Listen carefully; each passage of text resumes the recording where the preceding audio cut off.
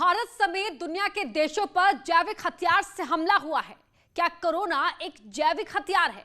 Australia की media ने बड़ा दावा किया और यह दावा चौंकाने वाला है, क्योंकि जिस तरह से कोरोना का स्ट्रेन बदल रहा है और जिस तरह से तबाही मची हुई है, ऐसे में सवाल उठने लगा है कि क्या किसी साजिश के तहत कोरोना का वायरस फैलाया गया है, खासकर उन देशों में जो चीन को चुनौती दे रहे थे। आज इन्हीं सवालों पर यह स्पेशल रिपोर्ट लेकर आए हैं हम। इस रिपोर्ट में हम आपको बताएंगे कि ऑस्ट्रेलिया की मीडिया क्या कह रही है, उसका आधार क्या है और इस पर चीन कैसी सफाई दे रहा है।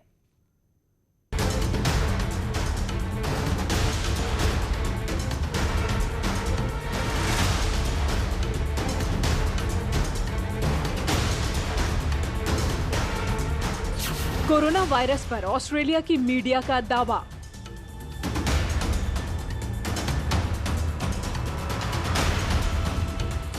रिपोर्ट में चीन पर गंभीर आरोप। क्या चीन ने जैविक हथियार का इस्तेमाल किया है? क्या चीन ने जैविक हथियार से दुनिया पर हमला किया है?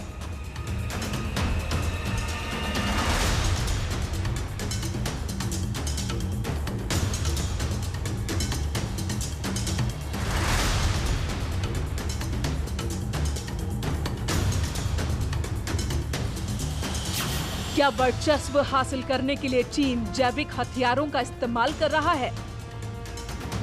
देखिए, ऑस्ट्रेलिया से प्रकाशित एक रिपोर्ट में दावा किया गया है कि कोरोना वायरस को वेपन के तौर पे किस तरीके से इस्तेमाल किया जाए, इस बात की संभावना की तलाश चाइना के साइंटिस्ट, चाइना के मिलिट्री स्ट्रेटेजिस्ट 2015 से ही कर रहे थे, जब ये कोरोना पैंडेमिक सामने भी नहीं आया था।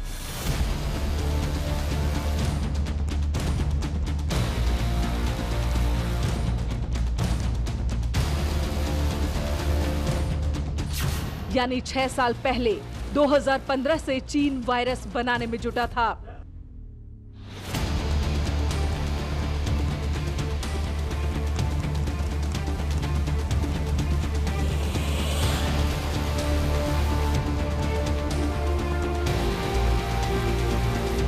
उस वक्त चीन और अमेरिका के बीच साउथ चाइना सी को लेकर तनातनी चल रही थी।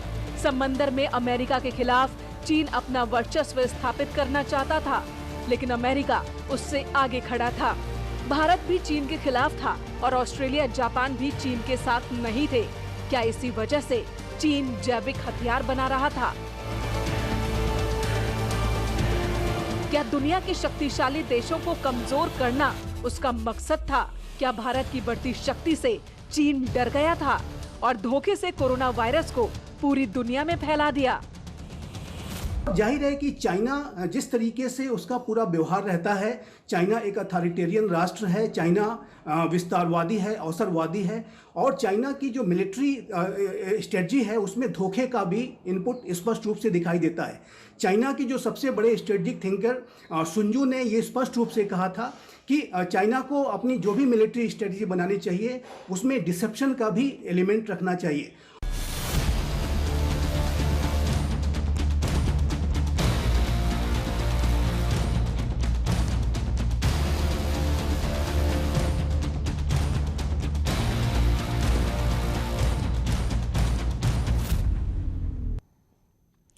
ऑस्ट्रेलियाई मीडिया में किस आधार पर कहा जा रहा है कि चीन 2015 से जैविक हथियार बनाने में जुटा हुआ था?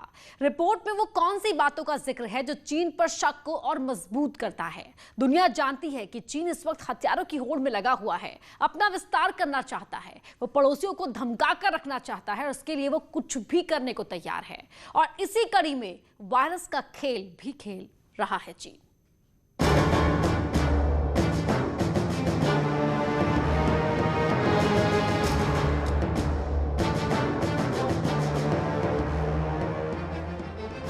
ऑस्ट्रेलिया की मीडिया का दावा है कि चीन कोरोना वायरस पर 2015 से रिसर्च कर रहा था।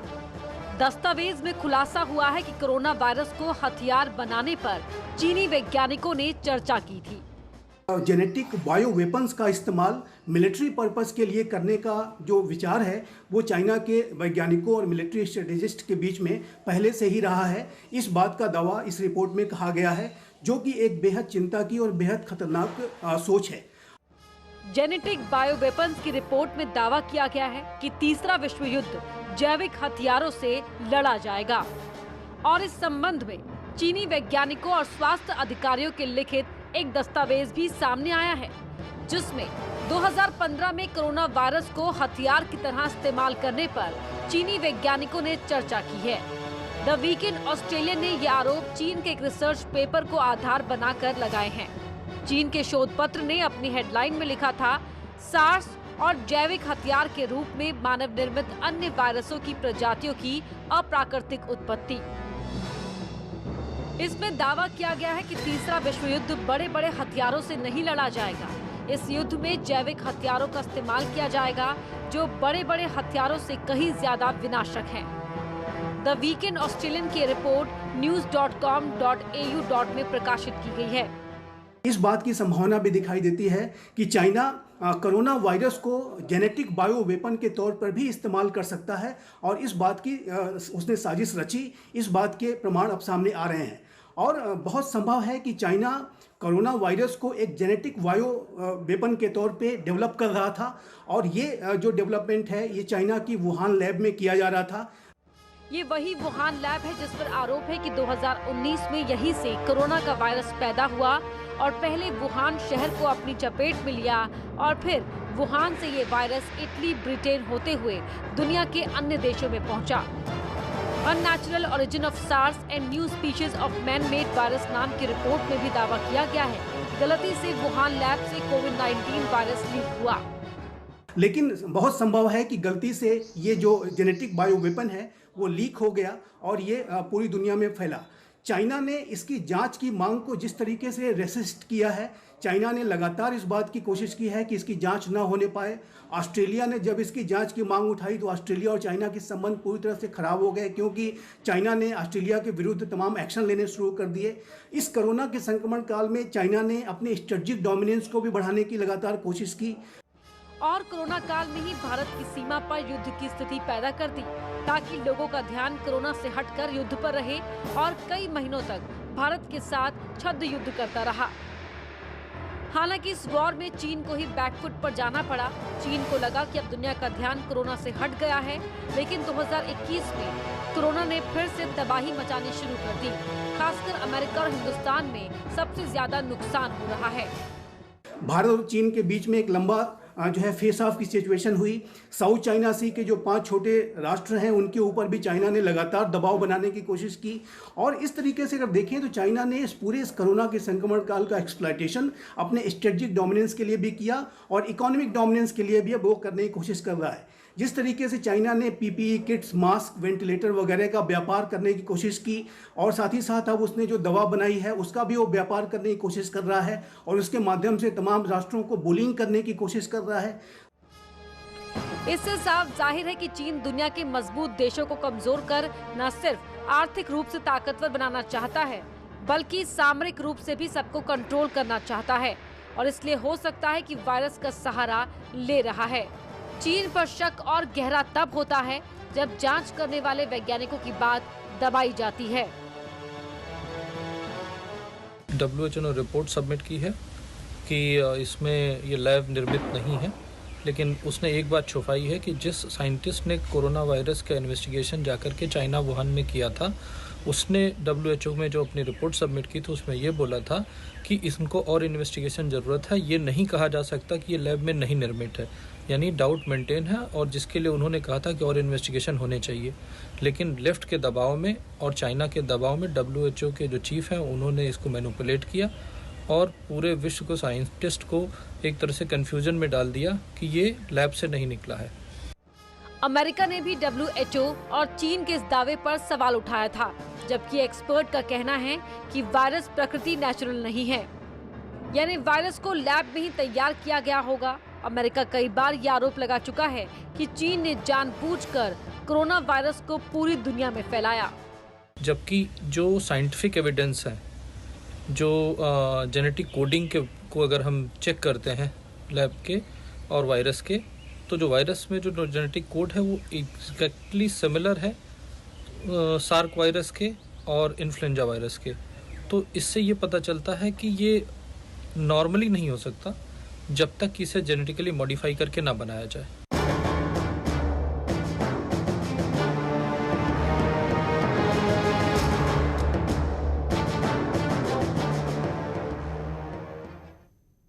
यहाँ वक्त हो गया एक छोटे से ब्रेक का, जल्द लौटते हैं।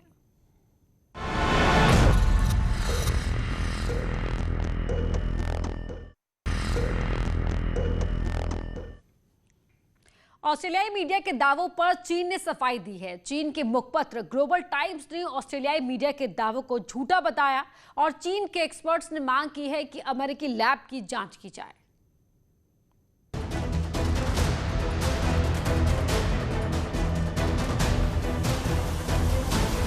चीन ने ऑस्ट्रेलियाई मीडिया के दावे को खारिज कर दिया है।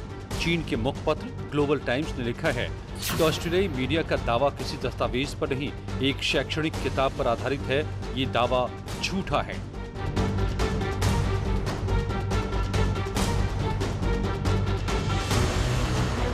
चीन ने यह भी कहा है कि जिस किताब का हवाला दिया जा रहा है उसे 2015 में चीन के मिलिट्री डॉक्टर ने लिखी थी और वो अमेज़न पर उपलब्ध है।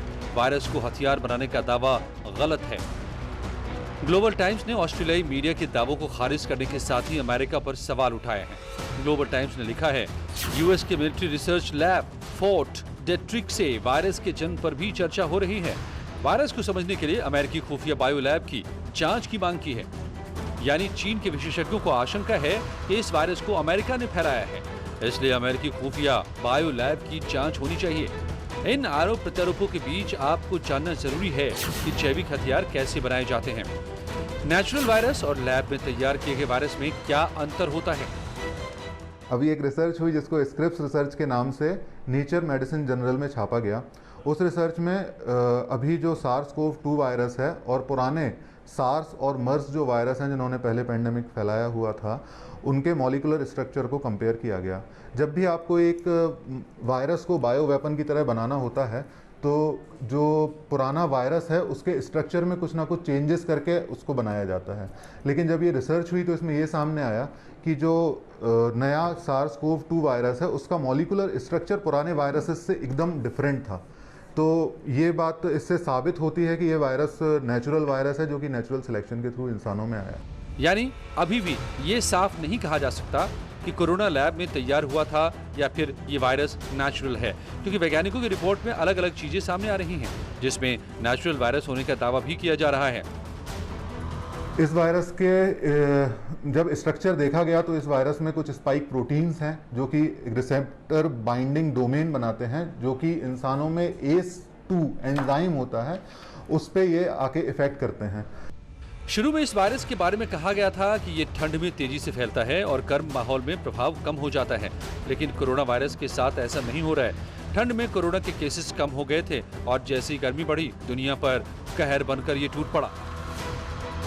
एक्चुअली जो वायरसेस होते हैं इनमें एक खुद का नेचर होता है कि ये हर तापमान के हिसाब से, हर एनवायरनमेंट के हिसाब से खुद को म्यूटेट कर लेते हैं और इसीलिए ये सारे देशों के इंसानों पर एक जैसा इफेक्ट कर सकते हैं। इसका म्यूटेशन बहुत जल्दी होता है। इसकी जो इंसानों में अटैच होने की जो क्षमता है, जो इसके रिसेप्टर्स हैं जो इंसानों में अटैच होते हैं, वो सबसे ज़्यादा अच्छी है। इसीलिए ये इंसानों में जो इसका इंसानों में जो फैलने की रफ्तार है वो बहुत ज़्यादा है।